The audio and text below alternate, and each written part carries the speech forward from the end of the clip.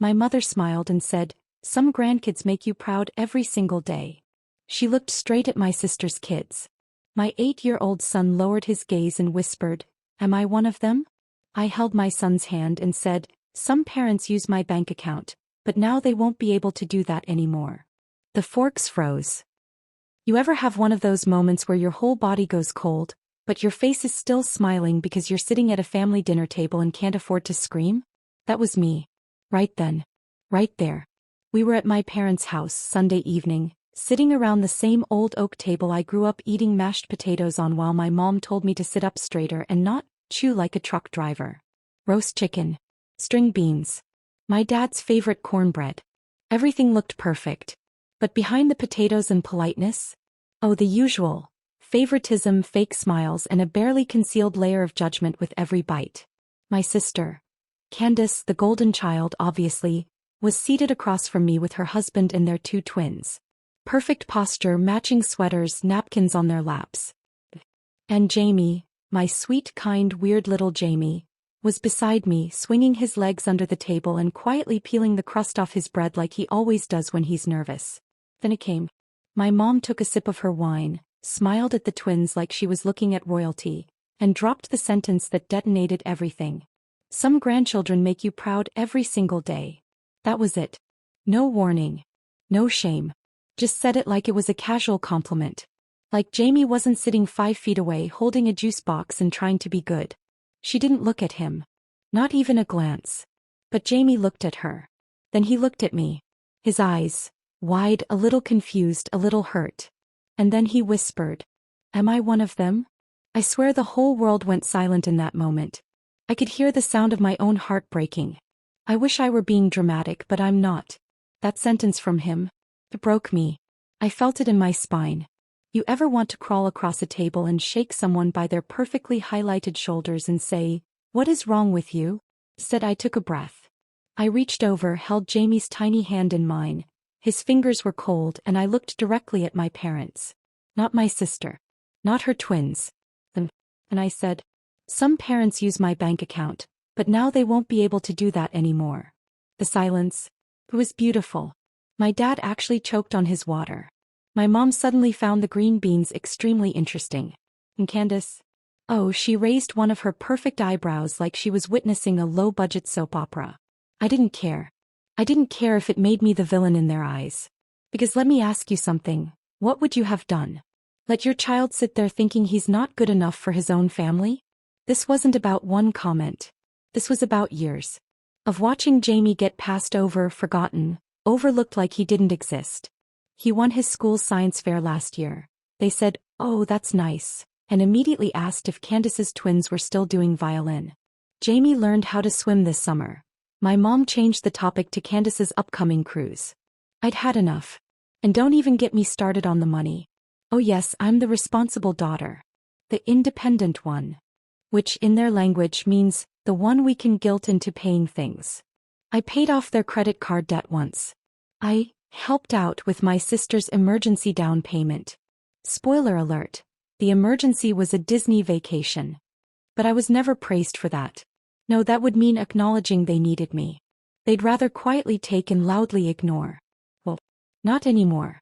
Jamie looked up at me with those big brown eyes, and I knew I couldn't protect him from everything, but I could absolutely protect him from that kind of emotional sabotage.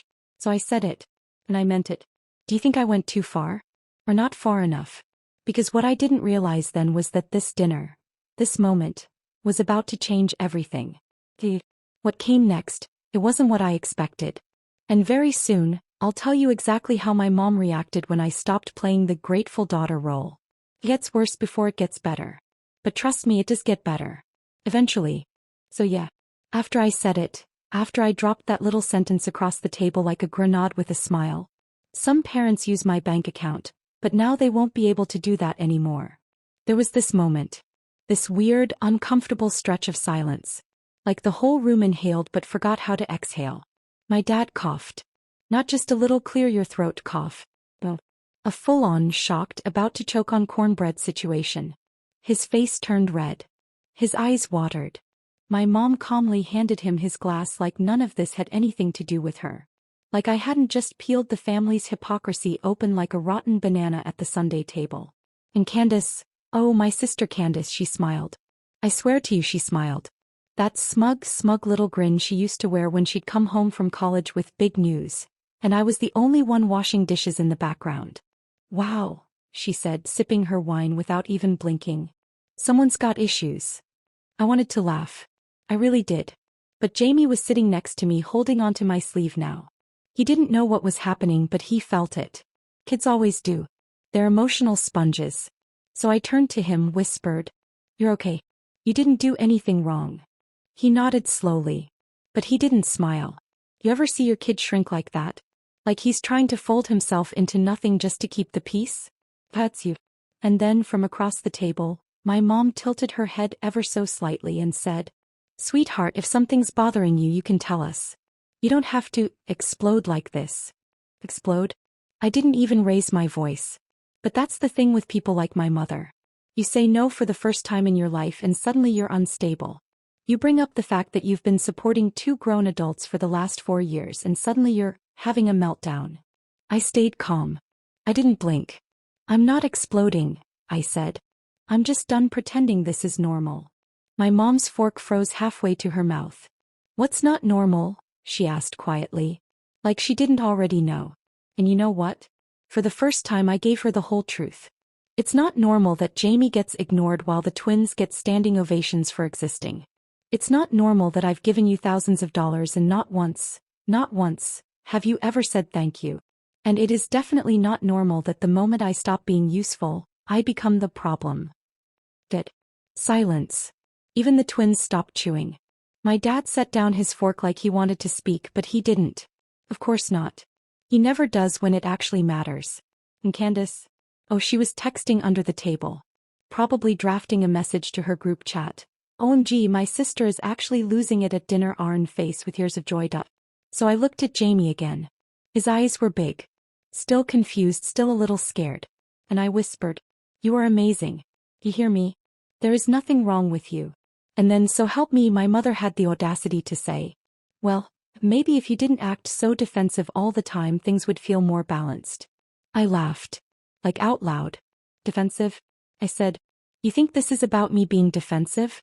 Try being invisible at your own grandparents' table for 8 straight years and tell me how that feels." I stood up. Jamie stood with me. He didn't even hesitate. And before I left the table I added, "You know what? I'm done trying to earn love with money. From now on, if you want something from me, anything, you're going to have to start treating my son like he matters." Then we left. We got into my car. I put Jamie's seatbelt on like it was any regular night, and then I sat behind the wheel, staring at my shaking hands for a full minute. Jamie leaned forward and said, "Are they mad at us?" And I said, "Maybe. But I'm not scared of that anymore. Because I realized something sitting there in my car. They trained me my whole life to believe that their approval was a reward I had to buy. With money. With silence.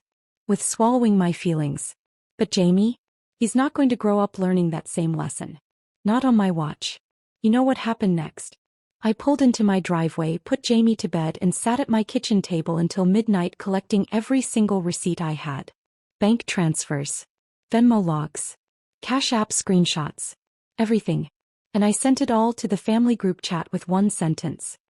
"Here's a list of things I've done for you since you all seem to have forgotten. Do you think that was too much?" Because what happened after that? It was quiet for 2 whole days. And then, one of them finally replied. And what they said. "Phew. You'll want to sit down for this one." 2 days. That's how long it took for anyone to say anything after I hit send. The family group chat, usually a flood of blessed morning sun texts and blurry photos of church bulletin boards, was dead silent. Not a single word after I dropped screenshots of every transaction, every loan, every favor I gave without interest and ended it with, "In case anyone forgot who's been footing the bill." I wasn't expecting applause. I wasn't even expecting a thank you. But the silence? That was louder than any response. You ever do something bold and immediately feel like you're hanging in midair with no landing in sight? That was me. Sitting on the edge of my couch, checking my phone every 10 minutes, half dreading a reply, half praying for one. Jamie noticed. He asked, "Are you mad at Grandma?" I paused. Then I said something honest but careful. No. I'm just done pretending she didn't hurt our feelings. He looked at me for a long second, nodded slowly, and went back to building a Lego spaceship. Then, out of nowhere, it came. My dad texted me. Yeah. Him. The man who has never voluntarily texted me anything but okay. The man whose most emotional sentence to me ever was, "Don't drive on bald tires." His message? I didn't know it was that much. I'm sorry. I sat there frozen, rereading it at least 5 times. I don't even think I blinked. Then another one came. I should have been paying more attention. I let your mom handle things. Maybe that was a mistake. And you ever cry not because you're sad but because someone finally said the bare minimum and it felt like a miracle? That was me. But it didn't stop there. A few minutes later, Uncle Reggie messaged me. Let me set the scene here. Uncle Reggie is the family ghost. My mom's older brother. The one she had a screaming match with over her self-centered behavior at a Thanksgiving 12 years ago. He moved to Arizona, got a dog, started brewing beer in his garage, and as far as I knew had mentally disowned the whole family. I didn't even realize he was still in the group chat. But there he was. Took guts to send that. I mean it. You're not wrong. Then, she did the same to me when my daughter was younger. Never came to her birthday. Always had an appointment. But she never missed Candace's kids' recitals. My jaw dropped. I almost didn't believe it at first. I was so used to feeling like the only one who saw through her games. You're not the first one she's made feel small, he said. But you might be the first one to actually say something. You ever feel your entire childhood make sense in 3 texts? Yeah. That. I sat there, stunned. And then, just as I was about to respond, Jamie came over and climbed onto the couch with me. He rested his head on my shoulder and asked, "Are we gonna go back to Grandma's?" I hesitated. Not because I didn't know the answer, but because he didn't ask if Grandma was mad. Or if I was mad. He asked if we were going back. Like he needed to know what the future looked like now that things weren't fake anymore. So I said, "Only if she wants to see you, not just the twins." He didn't say anything for a moment. Then he nodded and whispered, "I don't want to go if I'm just background." I swear my heart cracked open like an egg. That's when I knew I had done the right thing. Even if it made me the troublemaker. Even if it ruined whatever version of peace we'd been faking for years. Because my son was learning something I never learned until I was in my 30s. That he matters. Even if no one claps. Even if no one posts about him. Even if they act like he's invisible. Then, something wild happened. Candace called me. Not texted, called. Twice. Then she left a voice memo that started with, "I don't know what's going on with you lately, but you're really upsetting Mom. She hasn't come out of her room since the group chat thing. So now it's my fault she's hiding in her silk robe and sipping tea dramatically?" I didn't respond. I wasn't ready. Not because I didn't have the words, but because I finally understood something. This wasn't about one dinner. This wasn't about a group chat. This was years in the making. And just when I thought it couldn't get any more passive-aggressive, Jamie showed me Grandma's Facebook post. Camera with flash. Candace's kids standing in front of a piano. Sparkle's caption, "So grateful for the joy these two bring into our lives every single day. Yellow heart #blessed #proud grandma." That was it. No mention of Jamie. No acknowledgement of the entire explosion that had just occurred. I stared at the screen. And then something caught my eye in the comments. "Aunt Darlene, Jamie's a joy too. Hope he's doing well, 2 hearts. Cousin Lila, you've got 3 grandkids, right?" People were noticing. I could feel her control cracking. And I wasn't even doing anything anymore. I had stopped performing and suddenly the show was over. Let me ask you something. Why is it that the moment you stop trying to earn love, people start questioning why you were trying so hard in the first place? So now here I am. Waiting. Because I know what's coming next. She's going to call. She always does when the world stops clapping. But what she doesn't know is, Jamie's going to be there when she calls. And he's going to speak first. And what he says. Even I didn't expect it. It happened the following Friday. I was folding laundry trying to reclaim a little normal when my phone rang. The screen lit up. I stared at it. Jamie saw her name pop up too. He was sitting at the table coloring in a space-themed book he got from his last school prize. He looked up at me, then back at the phone. And then he said, calm as ever, "Can I answer it?" I blinked. Are you sure? He nodded like it wasn't even a question. So I handed it to him. My hands were still damp from the laundry. My heart was doing that tight, thudding thing. I didn't know what was about to happen. But I also knew I wasn't going to interfere. He pressed the green button. Held the phone to his ear. Hi, Grandma. It's me. There was a pause. I couldn't hear what she said, just the faint sound of her voice on the other end. Jamie continued. Why didn't you say I was a good grandson too? Silence. I sat down. Fully. Every nerve in my body alert. He nodded as he listened quietly. Then he said, It's okay if you like the twins. But I want you to like me out loud. Not just in secret. I swear I forgot how to breathe. He looked over at me. I gave him the smallest nod. His little fingers were gripping the phone tightly. Then, I heard you say nice things about them. But I'm here too. And I made my teacher laugh with my science joke. And I helped Mom carry groceries. There was more silence. I could hear the faint, tearful hum of my mother's voice now.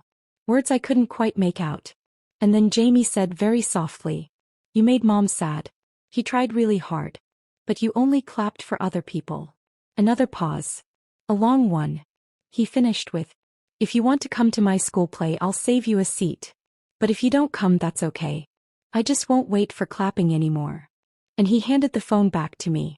I stared at him. He blinked once and said, I just told the truth. Do you understand what that felt like? This little boy, my little boy, who I had tried so hard to protect from emotional damage, had turned around and protected me. He saw everything. Every fake smile, every backhanded compliment, every time I held my breath in that house, every time I wiped his tears in the car afterward. And instead of crumbling, he stood taller than anyone else in this family ever had. Now here's the wild part. After that call, he came over. Yep, my mom drove over that same evening. No announcement. No guilt texts. No dramatic sighs. Just rang the doorbell like a normal person. Jamie answered it. She was standing there holding a grocery bag of snacks he liked. Juice boxes. His favorite cereal. Gummy bears. Not flowers. Not gifts. Just the things he'd once told her he liked during a trip she barely paid attention to. He said, Can I talk to you and your mom? Jamie turned back and looked at me. I nodded. Fully. She stepped inside. Her eyes were red. Not the kind of red from allergies. The kind of red from real crying. The kind she doesn't let people see. She sat down and said, I think I forgot how to be fair. And I think I forgot how to say sorry. You could have knocked me over with a feather. Then she looked at Jamie and said, I see you now. I'm sorry I made you feel like I didn't. And he didn't say anything dramatic. He just nodded and opened the juice box she brought. Like that was enough. Like he understood better than I ever had that forgiveness isn't about flowers or long speeches. It's about someone finally trying. But then she looked at me. And I could see it. The years she spent pretending, the weight of being called out in public, the bruises from my honesty still sitting on her pride. You didn't deserve what I did to you, she said. You did everything right. And I treated you like an A-team. I felt the air shift. Do you know what it's like to finally hear the words you waited your whole life for? I wanted to cry. But I didn't. I just nodded. Fully. Biz now. It wasn't about her anymore. It was about us. Me and Jamie. Our peace. Our home. Our truth. She asked if she could come to Jamie's school play. I told her. He saved you a seat. And for the first time in years, it felt like a real one. But it's not the end. Biz, what happened next? Let's just say Candace didn't take any of this well. You want to hear petty? You want to hear desperate to reclaim the spotlight? You won't believe what she did next. The day of Jamie's school play arrived like a held breath. We'd been practicing his line all week. He'd walk around the house in his foam Neptune costume, wobbling like a baby moon and proudly announce, I'm Neptune, cold and far but still part of the family of stars. And every time he said family, something in me clenched a little. Because wasn't that the whole thing? The point of everything we'd been through these past few weeks? Family. Who counts? Who matters? Who gets applause? He didn't ask me if Grandma was coming. He didn't ask about Candace or the twins or who would sit in the front row. He just focused on getting his one line right. You know why? Because he'd stopped waiting for clapping. He'd stopped needing permission to feel proud of himself. But me? I still had that tiny knot in my stomach, the same one I've had my whole life when it comes to family events. That little voice in my head whispering, what if they don't come? What if they come but pretend you're not there? I didn't say anything. I just packed an extra juice box in my purse just in case he got nervous. We got to the school early. I helped him adjust his costume and kissed his forehead. He was calm, focused, ready. And then I walked into the auditorium. They were all there. My mother. My father. Candace. The twins. Aunt Darlene. Even Uncle Reggie, with a giant coffee and a grin like he was watching the season finale of a family drama he'd been waiting years to see. Candace didn't look at me when I walked in. Mom did. And to my shock, she smiled. A small one. A little stiff. But real. She patted the seat next to her. I hesitated just for a second, but then I sat. I didn't do it for her. I did it for Jamie. Because this story, it's never been about proving myself. It's been about teaching my son that you can stand your ground without burning down every bridge behind you. The lights dimmed. The kids came out in glittery foam planets and starry paper hats. There were giggles and forgotten lines and one poor kid who sneezed into Saturn's rings. Then came Jamie's turn. He stepped out, bold and sure, his costume wobbling as he walked to the mic. He looked right at the crowd. Right at us. And he said, I'm Neptune, cold and far but still part of the family of stars. Clear. Loud. No hesitation. And my mother? She stood. And clapped. Before anyone else. She clapped and kept clapping even after the other parents joined in. I looked over and saw tears in her eyes. Real ones. My dad clapped too, awkwardly, but he was trying. Uncle Reggie gave a standing ovation like he was at Broadway. And Candace? She smiled. Kind of tight. Kind of forced. But this time, she didn't say a word.